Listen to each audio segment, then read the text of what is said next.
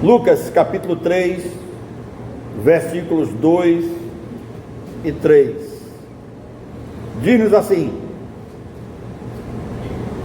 Anás e Caifás exerciam o sumo sacerdócio. Foi nesse ano que veio a palavra do Senhor a João, filho de Zacarias, no deserto. Ele percorreu toda a região próxima ao Jordão, pregando um batismo de arrependimento para o perdão dos pecados. Que Deus nos abençoe.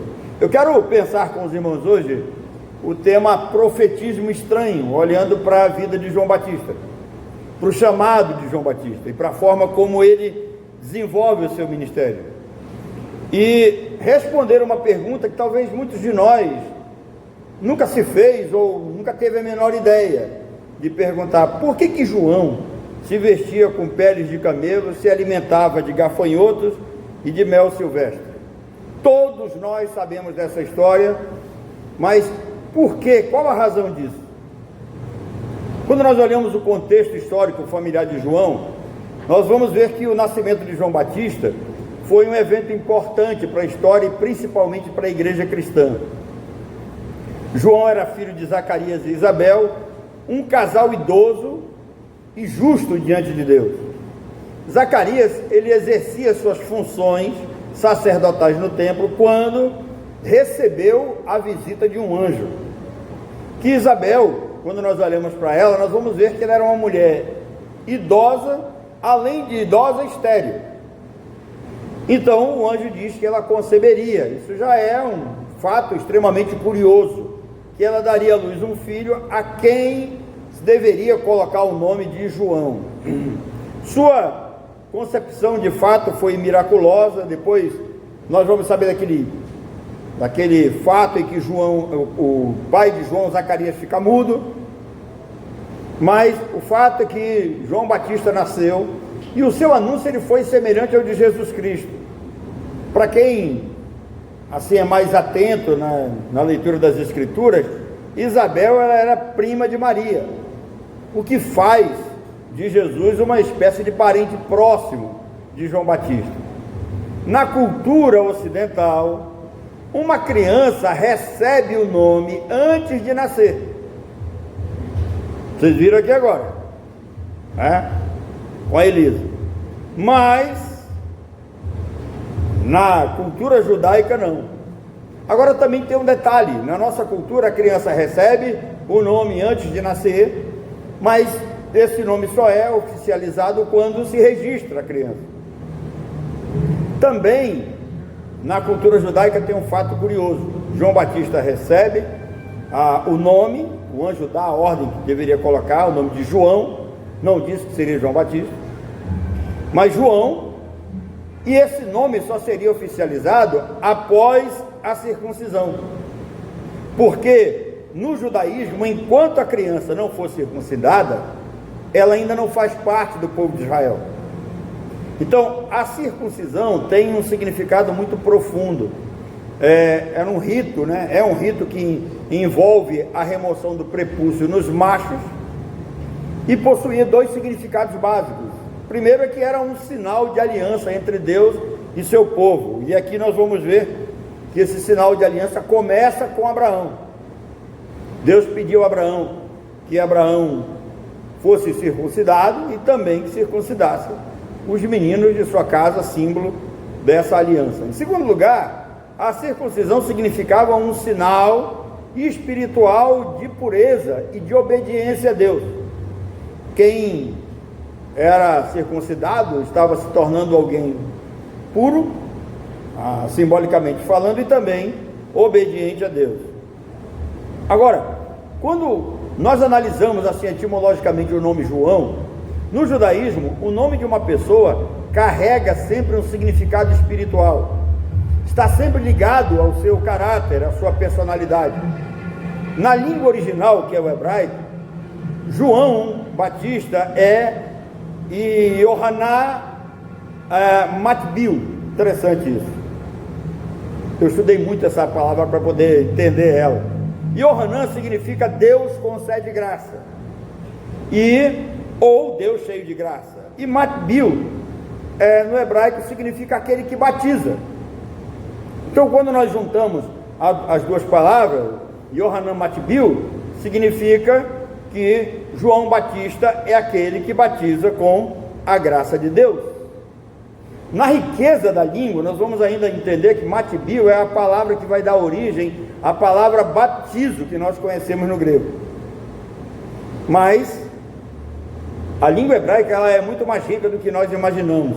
Existe uma outra expressão para quem recebe o batismo, que se chama Kibel Shem. Kibel Shem significa receber um novo nome. Na cultura, aqui na teologia do Antigo Testamento, ser batizado também tinha o sentido de receber um segundo nome. E aqui nós temos que entender como que nós fomos batizados, lembra? Quem passou pelo batismo por imersão, você foi, simbolicamente sepultado e ressuscitado. Isso significa que quando você foi retirado das águas, você sai de lá como uma nova criatura. O velho foi sepultado, o novo foi ressuscitado para Cristo, e aí recebe-se um novo caráter, uma nova personalidade, uma nova maneira de viver espiritualmente falando, e aí também um segundo nome. Mas entrando no assunto, como é que fica essa pergunta? Como pode um homem, um profeta escolhido por Deus para preparar a chegada do Messias, que é Jesus Cristo, como pode um homem cheio do Espírito Santo desde o ventre da sua mãe ter um ministério assim tão exótico, tão chamativo? Porque a Bíblia é clara, ele se vestia com pele de animais e se alimentava assim de modo muito estranho, gafanhoto e mel silvestre. Não sei se você nunca parou para pensar ou para tentar isso, para fazer essa pergunta, o porquê, qual é a razão disso? E a resposta, ela é simples. Agora, ainda tem mais um detalhe. João, ele não era um sacerdote comum. João era sacerdote por herança paterna. Mas João não era um sacerdote comum. João, ele era sumo sacerdote. Como é que nós vamos entender isso? Para ser um sacerdote comum, esse homem ele tinha que ser da tribo de Levi. Mas para ser sumo sacerdote, ele tinha que pertencer à família de Arão. Ele tinha que ter vindo da casa de Moisés. E João Batista preenchia essas duas exigências. Então, como pode um homem desses, que na realidade o sumo sacerdote, a língua hebraica vai chamar de Gadol Kohen, quer dizer, o grande sacerdote, sumo sacerdote, o sacerdote principal, como pode um homem desse passar por essa experiência? E a resposta está em Lucas, no capítulo 3, os versículos 1 e 2, aonde nós lemos, que no 15º ano do reinado de Tibério César, a Bíblia vai nos dar conta de que haviam dois sumos sacerdotes, que era Anás e Caifás. Então, Lucas vai trazer para nós uma informação muito interessante, que a maioria dos crentes lê e não presta atenção. Lucas traz para nós a revelação de que sumos sacerdotes, no plural, é a única referência bíblica nesse sentido. Todas as outras referências que a Bíblia faz a sumo sacerdote está no singular, falando apenas de um. Mas por que aparecem dois aqui? É claro que haviam centenas de sumos sacerdotes na época, mas apenas um exercia a função. Então, o sacerdote era designado, Deus designava o sumo sacerdote. Quando ele morria, um outro assumia o seu lugar. Mas por que nós temos dois aqui?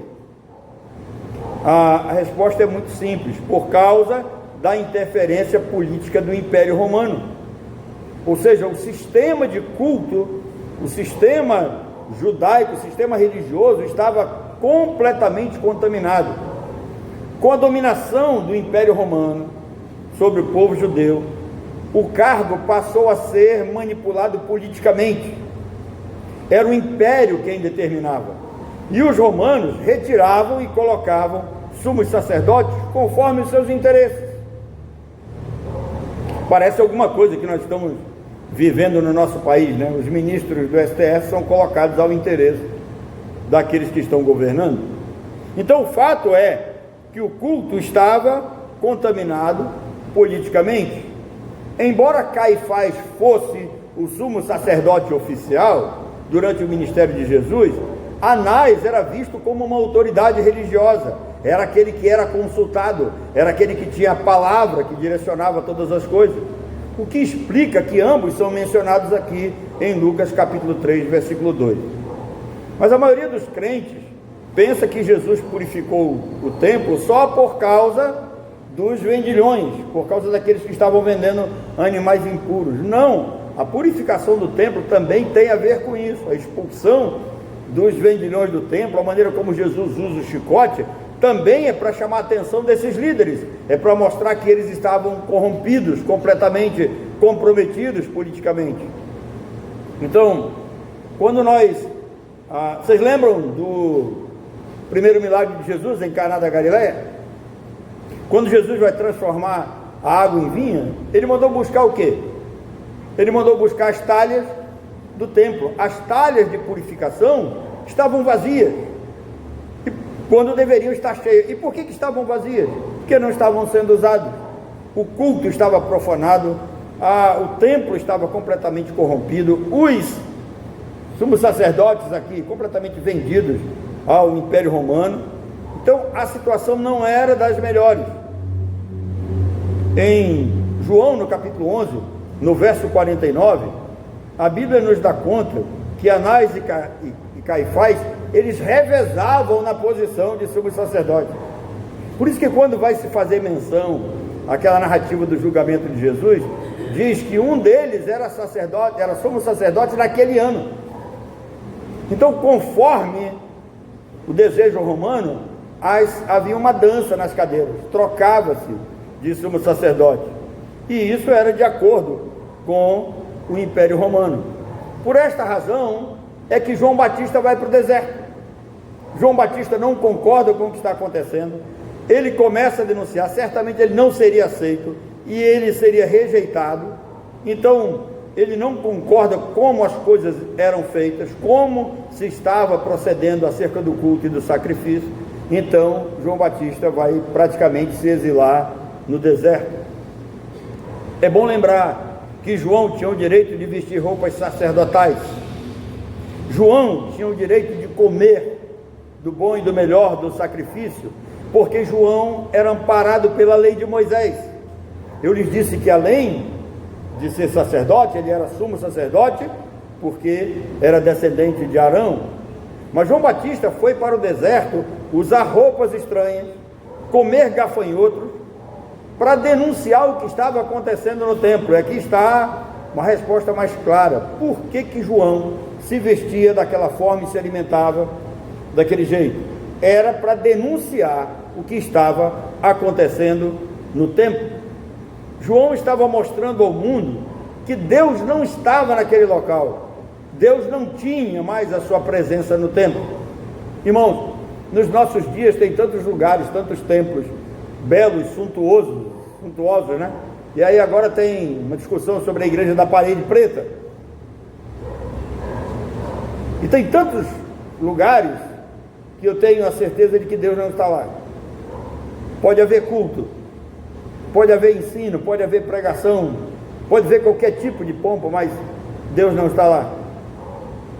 Então João, se portando dessa forma, ele estava denunciando o quão corrompido estava o culto no templo.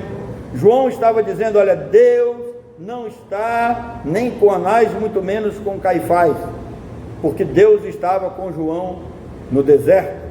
As multidões iam até João para serem batizados por ele, e João praticava um batismo de arrependimento, ou seja, a pessoa confessava que realmente estava querendo mudar de vida, estava precisando mudar de vida, precisava romper com todo aquele sistema religioso ali, praticado pelo Império Romano dentro do templo, e esse povo queria uma nova vida, uma nova maneira de viver, queria se aproximar de Deus. Então, uma lição muito clara para nós aqui: Deus não se manifesta no templo em cultos aonde há fogo estranho no altar. E aqui havia fogo estranho, o culto era falso. Por isso, Deus estava se manifestando no deserto. João Batista então juntava as multidões e os batizava com a graça de Deus. O sumo sacerdote, ele não podia usar uma roupa comum. Se os irmãos lerem na instituição do tabernáculo, os irmãos vão ver que Deus dá em detalhes como deveria ser a roupa do sumo sacerdote. Então o sumo sacerdote não usava uma roupa qualquer, ele usava roupas especiais e ele comia a boa parte do sacrifício. Comia boa parte do sacrifício. Tem um momento que Deus diz assim para o seu povo: se vocês quiserem me ouvir, vocês vão comer o melhor dessa terra. E por que Deus diz isso? Porque Deus, irmãos, sempre quis o melhor para nós. Deus sempre colocou o melhor à disposição do seu povo. Vocês lembram que tem uma mulher que Jesus chama ela praticamente de cachorra, lembra?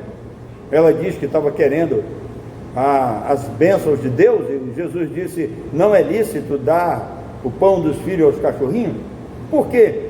Porque aquela mulher era uma pagã, adoradora de Baal, e os sacerdotes de Baal comiam as vísceras do sacrifício, comiam as vísceras dos animais, por isso que eles eram chamados de cachorro. Mas Deus não, Deus dava uma das melhores partes para os seus sacerdotes. Então, desde o tabernáculo, o sumo sacerdote usava roupas especiais, comia bem, comia uma boa parte do sacrifício. João, na realidade, ele estava assim protestando contra todas as aberrações daqueles dois homens, daquilo que eles faziam no templo. E por que ele usava roupas com peles de camelo? O camelo, ele era um animal hostil. Quando a gente olha para a cultura judaica, você vai ver que o camelo, além de hostil, ele era agressivo e ameaçador. João estava mostrando que aquele culto, a maneira como as coisas eram feitas no templo, havia agressividade, era um culto hostil a Deus, era uma forma de explorar o povo, de agredir o povo. Um outro detalhe: o camelo não precisava beber água todos os dias. Isso significava o quê? Que aqueles homens que estavam à frente do serviço religioso, eles também não tinham fome e sede da palavra, eles não tinham sede da água da vida. Isso aqui é uma lição para nós. Por que nós temos que nos alimentar da palavra todos os dias? Por que nós temos que entrar em comunhão com Deus todos os dias? Por que nós temos que ter comunhão com o Senhor Jesus todos os dias? Porque Ele é a água da vida. Então o camelo é usado para que aqueles homens pensassem no estilo de vida que eles estavam levando, o estilo de religiosidade que eles estavam praticando. Aqueles homens, eles eram imundos diante de Deus, porque o camelo também era considerado um animal imundo. Apesar de eles estarem no templo, apesar de viverem bem vestidos, apesar de comerem comida de primeira, Deus não estava com eles, nem na vida deles. O Evangelho de Cristo, quando pregado, quando apresentado, ele revela quem nós somos. Tem uma determinada situação que Jesus diz assim: vocês não querem se aproximar de mim, vocês não querem vir a mim. Por quê? Porque quando as trevas se aproximam da luz, a luz revela as más obras das trevas. E era isso que Jesus estava falando para aquele povo naquela época. João também usava um cinto de couro. Esse cinto de couro também tinha uma mensagem. O cinto de couro lembrava a opressão causada pelo jugo nos animais de carga.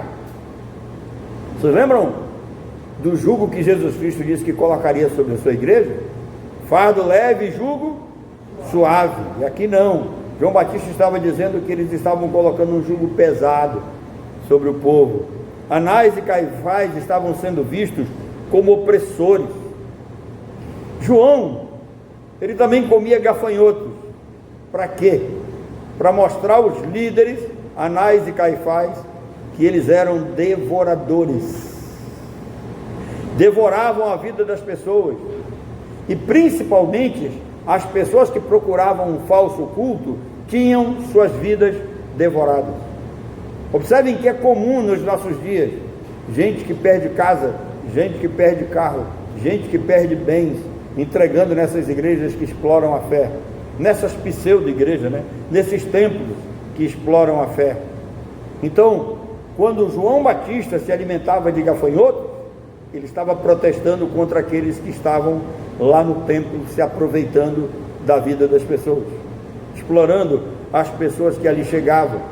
Irmãos, eu não tenho nenhum problema com esse povo que é explorado hoje, não, porque geralmente quem vai para lá não está em busca do verdadeiro evangelho. Geralmente quem vai para lá está em busca de alguma coisa, está em busca de saúde total, está em busca de riqueza, está em busca de prosperidade. E os gafanhotos, que nem Anás e Caifás, se aproveitam disso e exploram esse povo. João, ele chega ao auge do seu ministério se alimentando de mel silvestre. Também tem uma razão. O mel é um símbolo de Cristo, e ele é visto no maná. Em Êxodo capítulo 16, a Bíblia diz que quando o maná caía e as pessoas se alimentavam do maná, havia um gosto de mel na boca deles. Aquilo ali é um símbolo de Jesus Cristo. A boa palavra estava com Yohaná Matibio, a boa palavra estava com João Batista. A palavra que tinha sabor de mel saía da sua boca, saía da boca de João no deserto e enchia as pessoas de graça. Às vezes essa palavra era dura, às vezes a palavra de Deus é dura. Tem um determinado momento, vocês sabem, né? Ele chama a turma lá, né, de raça de víboras. Então às vezes a palavra é dura, mas tinha ação do Espírito Santo, fazia efeito, porque era uma boa semente. João pregava o arrependimento como condição essencial para quem deseja se aproximar de Deus. Esse é o primeiro passo para quem deseja ser salvo.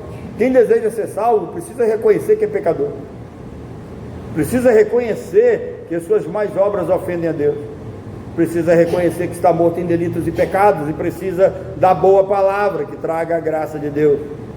Os falsos então olhavam para João e deveriam ver as suas más ações na forma como João se apresentava, desde a forma como ele se vestia até a forma que ele comia. Vou colocar um acabamento aqui. Quais lições nós podemos tirar desse protesto de João? Então agora vocês já sabem. Se um dia alguém perguntar para vocês por que João Batista se vestia com peles de camelo e se alimentava de gafanhoto e mel silvestre, porque era uma maneira de protestar o falso culto que estava sendo praticado no templo. E notem que Jesus não servia no templo. Jesus ia lá esporadicamente, pregava, fazia sua obrigação no templo, mas Jesus não ficava constantemente ali. Por quê? Porque Jesus sabia que o templo não era mais lugar da habitação de Deus. O templo estava profanado. Todos nós sabemos daquela célebre expressão de Jesus, quando eles estão saindo do templo e os apóstolos olham e elogiam o templo, e Jesus diz: não vai ficar pedra sobre pedra, porque isso aí está tudo contaminado. Irmãos, que lições podemos tirar daqui? A primeira delas é que Deus não se manifesta no falso culto dos falsos líderes. Pode até haver pseudo-milagre lá. A minha mãe é testemunha. Nós moramos no bairro de São Jorge durante muito tempo, e eu era garoto ainda, adolescente, e eu vi muita gente passar torto, todo enrolado, gente passando mal por um terreiro de macumba que tinha próximo à nossa casa, e eu vi pessoas voltarem normais, praticamente curadas. Não é de estranhar que o próprio Satanás se transforma em anjo de luz. Às vezes eu acho engraçado que um dia um professor meu falou que o falso líder acha que às vezes o fato de Deus curar alguém lá no templo onde ele está agindo, ele acha que é dele, ele acha que o poder é dele, ele acha que Deus o ouviu. Mas a graça de Deus é tão profunda e tão maior que ultrapassa, passa por cima da cabeça decidida e atinge o necessitado lá no banco, porque de fato toda honra e toda glória deve ser dada a Deus. Mas olhem, Deus não se manifesta em falsos cultos aonde falsos líderes dirigem. Quero chamar a sua atenção para um detalhe interessante. Vocês lembram que um dia Jesus estava na casa de Simão, o fariseu? E aí, o que o Simão tinha em mente era fazer um teste com Jesus. Ele queria saber se Jesus era de fato o Messias, se Jesus de fato era um rabino letrado. Então ele faz aquele teste. E Jesus chega na casa de Simão. Ele não recebeu água para os pés, não recebeu o óleo na cabeça e não recebeu o beijo no rosto. E Jesus ficou quieto, não falou nada. Jesus entrou, sentou e não se manifestou. Mas notem que Jesus se manifesta quando aquela mulher chega e se joga debaixo aos pés de Jesus. E aí Simão faz um julgamento íntimo. Se esse fosse profeta, saberia quem é essa mulher. Aí Jesus se manifesta. Jesus diz: olha, eu entrei na tua casa, não me deste água, não me deste óleo e não me beijaste o rosto. Essa aqui, ó, olha o que ela está fazendo.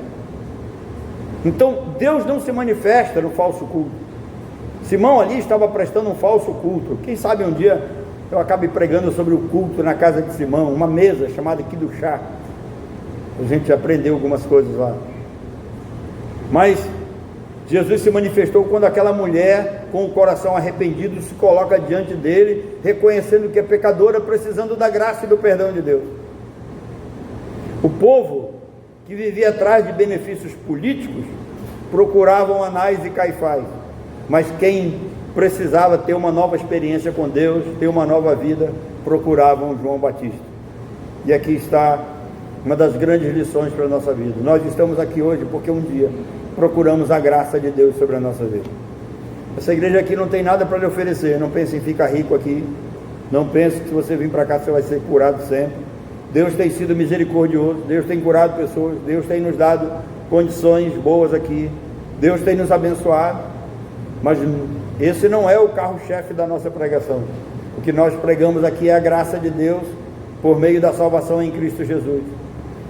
Afirmamos e provamos que todos os homens nascem mortos em seus delitos e pecados, e que somente aqueles aos quais Deus elegeu encontrarão essa graça salvífica.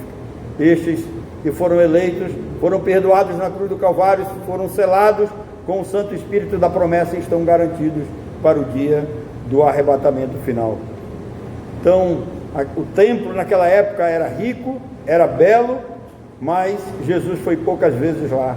Deus estava se manifestando no deserto, num lugar seco, árido, onde mostrava que pessoas estavam de fato atrás de ganharem uma nova oportunidade na vida.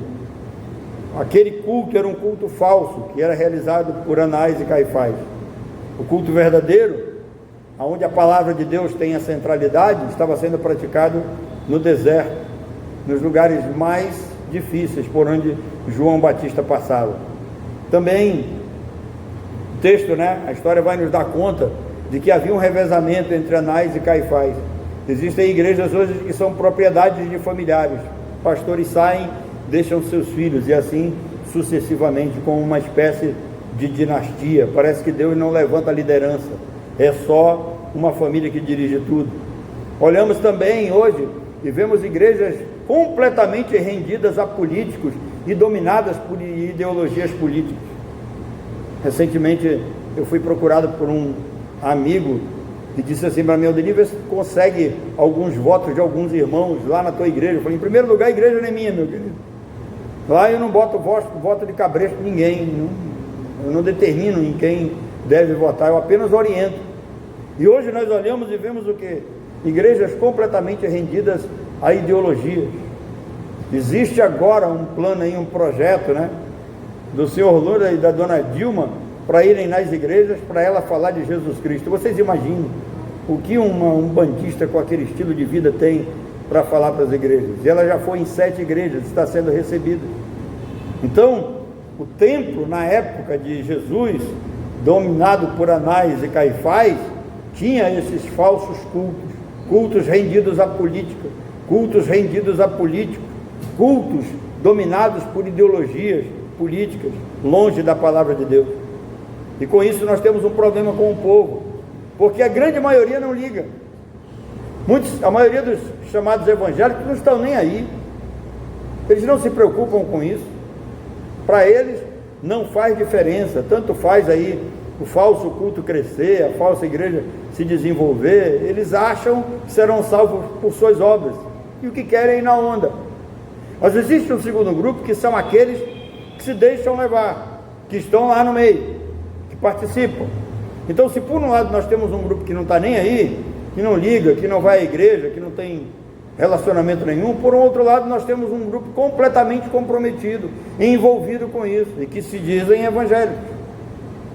Mas nós temos um terceiro grupo, que são aqueles que protestam, são aqueles que, como João Batista, abrem suas bocas para falar da verdadeira palavra de Deus, para falar como deve ser o verdadeiro culto. Existem aqueles que cultuam de acordo com aquilo que receberam de Deus, fazem uma adoração em espírito e em verdade, apresentam suas vidas no altar do Senhor. E aqui eu quero terminar fazendo um pedido, que Deus nos dê estratégias para nós protestarmos contra tudo isso e apresentarmos o Evangelho para aqueles que necessitam. Certamente João Batista foi inspirado por Deus para que, na forma como ele se vestia, na forma como ele se alimentava, Deus o usasse para que ele fizesse um protesto e mostrasse ao mundo como estava o culto na sua época. Que Deus nos dê estratégia também para que nós venhamos com as nossas vidas, protestar, realizar um culto verdadeiro e mostrar como se deve adorar a Deus em espírito e em verdade. Que Deus nos abençoe.